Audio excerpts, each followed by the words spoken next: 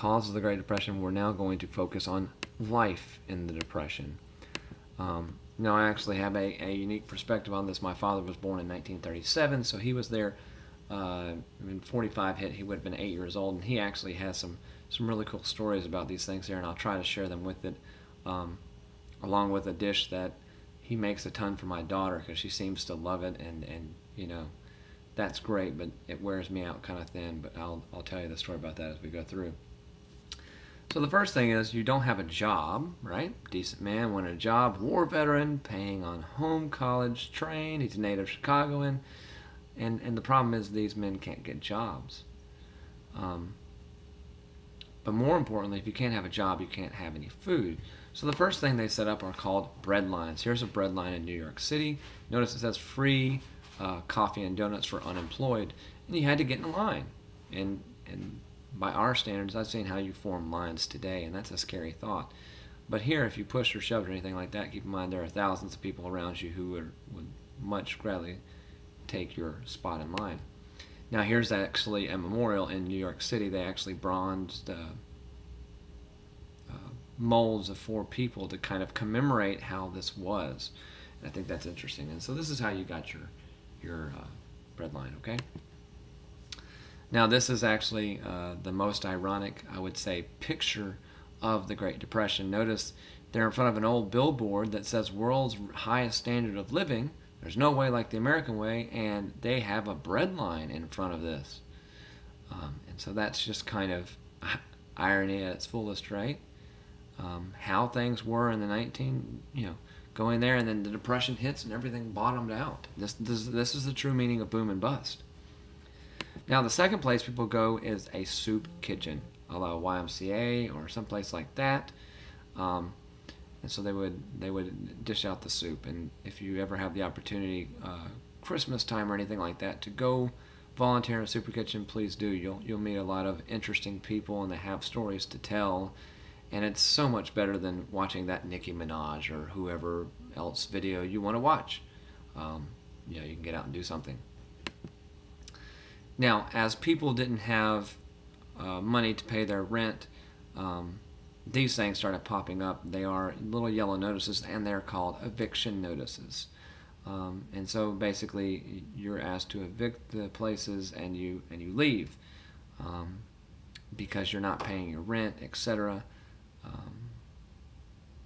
So this is actually kind of funny in itself. It says, please advise your current dwelling has been condemned, hereby ordered to vacate the premises no later than this whatever. If you face forcible retraction via forceps or a vacuum extractor or cesarean section, any attempt to resist is futile and will be met with a Peyton drip and epidural anesthesia.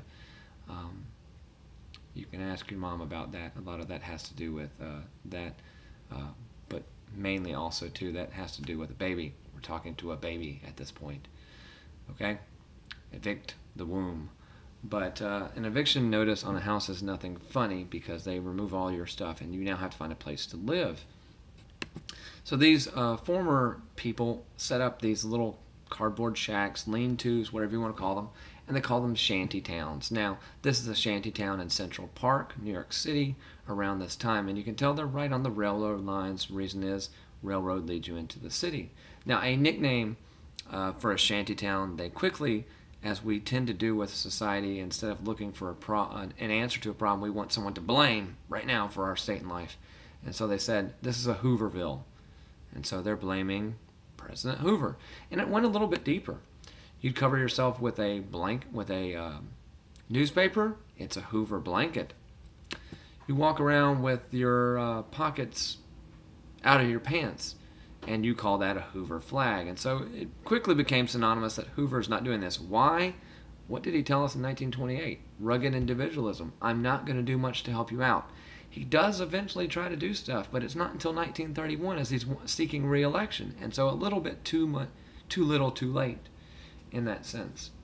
Now, in shanty towns, the unions began to work there, and they said, had we had a union in this job, they would have never been able to do it. And unions also bring socialism. And remember, we're still kind of maybe in the midst of a tiny red scare. And so there's been many plots at this time, and there were many at other times, there was one at this time to go kill Hoover and set up a socialist state and give people back their jobs. Now, to other people, they decided that shanty towns were no good places to live, so they decided to walk on their own, and they called them hobos. A hobo is an unemployed man looking for work, and this is what they're actually doing. They're calling it riding the rails. That's interesting, right? And so you're riding the rails, you walk the train lines and look up there. Okay, there's not allowed there. The video I was going to show you here, maybe I'll show you in class, a guy actually had some hobo signals. Now, this is the story of my father's thing. We're here at the end of the first of this. My father makes a dish called American chop suey. It's basically macaroni and tomatoes and meat and a little bit of onion, etc. The reason it's made is because it's not very costly and it lasts a really long time. And his aunt used to make big pots of these in the Depression, and when the hobos came around, there was a sign that said, hey, you can eat here, good lodging, and they would come in and get a meal from my father's aunt. And it was usually American chop suey because it was very filling, as the macaroni and pasta expand your stomach, the beef, and so there you go with that. And so I'm giving you cooking lessons in history class, and who knew that, right? But there you go.